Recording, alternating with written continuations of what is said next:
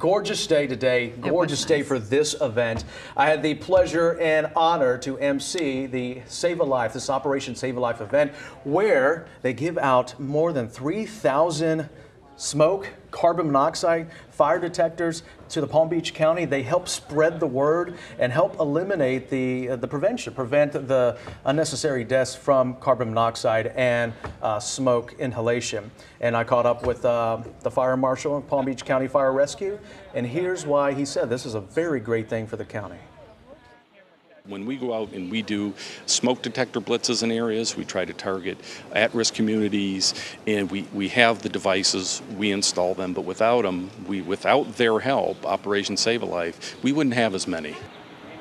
And it's amazing how many lives these just devices save in time of need. They're going out to, your mobile home parks and stuff like that, just doing great work in our community to save those lives. And it's